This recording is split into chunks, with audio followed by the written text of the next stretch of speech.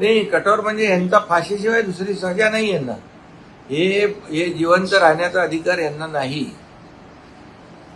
या अशा नराधमांना जिवंत राहण्याचा अधिकार नाही, मी सांगतो. आणि जे आम्हाला करायला लागेल सरकार म्हणून आम्ही करू, बिलकुल त्याच्यामध्ये. आपण केलं ते ना तुमचं.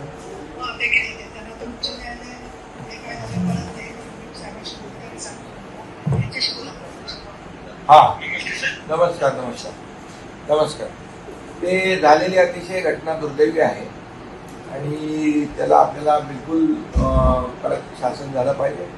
म्हणून मी नीलमताईंना बोललो जाऊन या तिकडे स्वतः आमदारपणाने. तर तुम्ही सांगा काय तुमच्या अपेक्षा आहेत त्या. झालेले अतिशय म्हणजे हे काही माणुसकीला काळीमा फासणार असं आहे.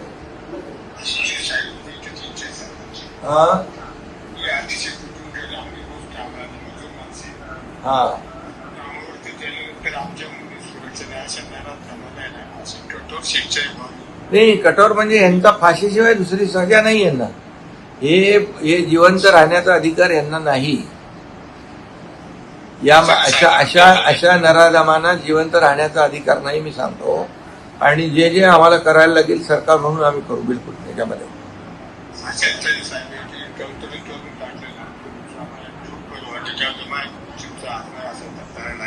नाही करू, आम्ही तुमच्या बरोबर आहोत. सरकार तुमच्या बरोबर आहे. आणि असे नराधम जे आहेत माणुसकीला काळीमा फासणारी कामं ही करतायत, यांना खरं म्हणजे जगायचा अधिकार नाही ना. त्यांचा फाशीशिवाय दुसरा, मृत्यूदंडाशिवाय दुसरा यांना नाहीये अशा लोकांना.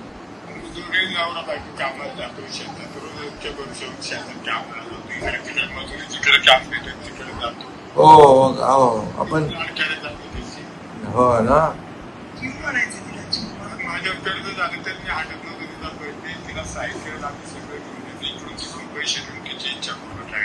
हा हा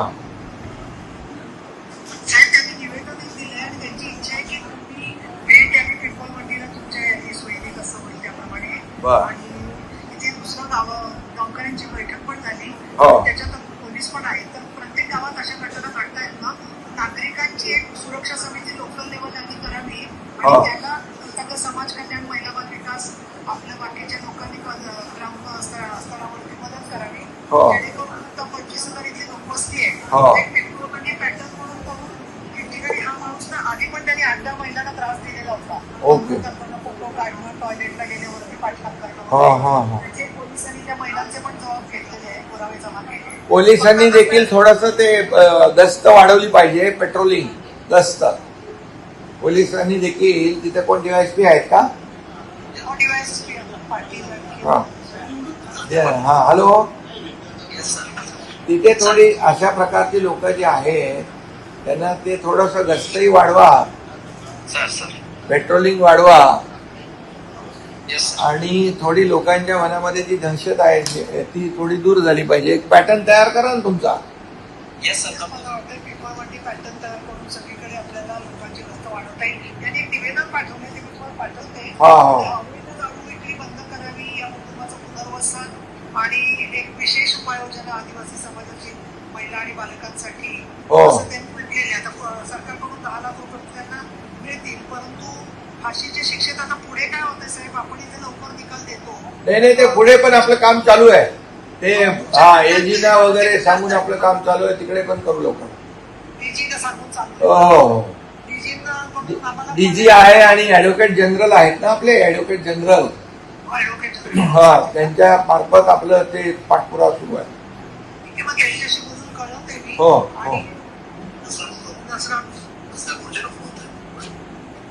नसापूरच ते सांगतोय मी की ते जे आहे तिथं तर त्याला फाशीची सजा सुनावली आहे, मृत्यूदंडाची. तर आता ते पुढे कन्फर्म करून घेऊ आपण.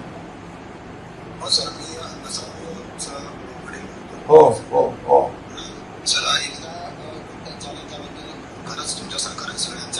हो नाही, आभार नाही, आमची जबाबदारी आहे ती. आणि आम्हाला ते कर्तव्य आहे आमचं की ते अशा नराधमांना वेळेत खेचलं पाहिजे. वेळेत त्यांचा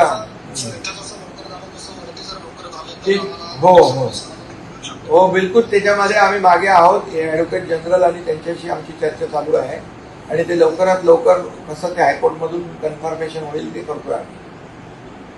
हा हा याची गोष्ट अशी आहे की तुम्ही आणि लोकही फडणवीस साहेब एकत्र आले तर बरं असं शरदचं म्हणणं आहे. तर मला असं वाटतं ते बरोबर आहे, कारण ग्राम पातळीवरती पोलीस पाटील येथे नाही, बऱ्याच गावांच्या मध्ये सामाजिक सुरक्षेचं प्रत्येक तालुक्यात ते घटना घडतायत. तर थोडंसं नाही ठीक आहे, मी माहिती घेतो त्याची आणि आपल्या डीजी साहेबांची पण बोलतो मी आणि तिकडे एसपी आणि त्या सगळ्यांना सूचना द्यायला लावू आपण की इथं थोडं पेट्रोलिंग वाढवणं, गस्त वाढवणं आणि तुम्ही तिथे एक पिंपळवंडीच्या लोकांमध्ये जे काही भीती आहे निर्माण झाली आहे तर थोडंसं तिकडचे पोलिसांनी एक पॅटर्न तयार करायचं बाबा की लोकांच्या मनातली भीती गेली पाहिजे.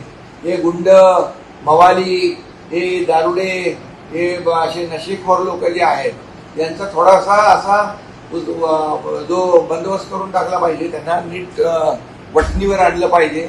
म्हणजे काय होईल, सर्वसामान्य माता भगिनी आपल्या त्यांना कुठलाही घात भीती राहणार नाही आणि त्यामुळे त्यासाठी आपण एक हे करू ना. म्हणून पोलिसांना मी सांगितलं तर जे DYSP आहेत त्यांनी थोडं ताबडतोबीने हे करावं इमिजिएट. समजलं की नाही? हा SP नाही, तिकडे आता DYSP आहेत ना.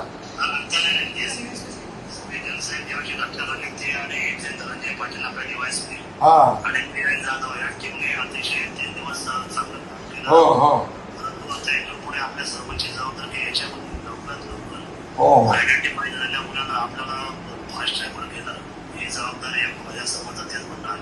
फास्ट ट्रॅकवर घेऊ आणि त्याला सजा लावू.